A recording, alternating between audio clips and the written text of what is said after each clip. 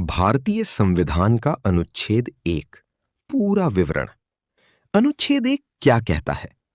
अनुच्छेद 1 भारत की पहचान और उसके क्षेत्र यानी टेरिटरी को परिभाषित करता है। इसमें 3 मुख्य बातें कही गई हैं। India that is Bharat shall be a union of states, यानी इंडिया अर्थात भारत राज्यों का संघ यानी यूनियन ऑफ स्टेट्स है। अनुच्छेद 1 के 3 भाग। पहला, इंडिया दैट इज भारत। इसका अर्थ है कि हमारे देश के 2 आधिकारिक नाम हैं। इंडिया यानी अंतर्राष्ट्रीय नाम, भारत यानी हिंदी या पारंपरिक नाम। उदाहरण, संयुक्त राष्ट्र यानी यूएन में देश को इंडिया कहा जाता है। हिंदी संविधान, सरकारी दस्तावेजों और भाषणों में भारत शब्द उपयोग होता है। दूसरा, यूनियन ऑफ स्टेट्स का मतलब, भारत को फेडरेशन नहीं बल्कि यूनियन ऑफ स्टेट्स कहा गया।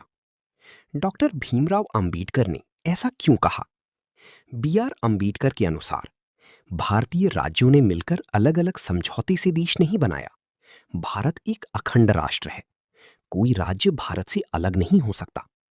सरल उदाहरण, अमेरिका में राज्यों ने मिलकर संघ बनाया था, लेकिन भारत में राज्यों को संविधान ने बनाया और बदला।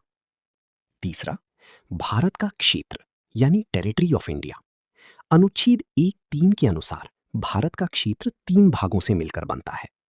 ए, राज्यों के क्षेत्र जैसे वेस्ट बंगाल, महाराष्ट्र, तमिलनाडु।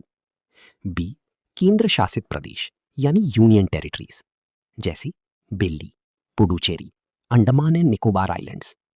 सी, भारत द्वारा प्राप्त अन्य क्षेत्र, यदि भविष्य में कोई क्षेत्र भारत में शामिल हो जाए। उदाहरण, गोवा।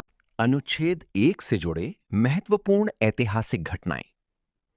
रियासतों का विलय 1947 टू 1950। आजादी के समय भारत में लगभग 562 रियासतें थीं। सरदार वल्लभ भाई पटेल और वीपी मेनन ने अधिकांश रियासतों को भारत में मिलाया। उदाहरण, integration of Hyderabad, instrument of accession of Jammu and Kashmir. राज्यों का पुनर्गठन अधिनियम 1956, भाषा के आधार पर राज्यों का पुनर्गठन किया गया। उदाहरण, आंध्र प्रदेश पहला भाषाई राज्य बना। गोवा का भारत में शामिल होना 1961। ऑपरेशन विजय के बाद गोवा पुर्तगाल से मुक्त होकर भारत में शामिल हुआ। सिक्किम का भारत का राज्य बनना 1975। पहले सिक्किम भारत का संरक्षित क्षेत्र था। 1975 में यह भारत का 22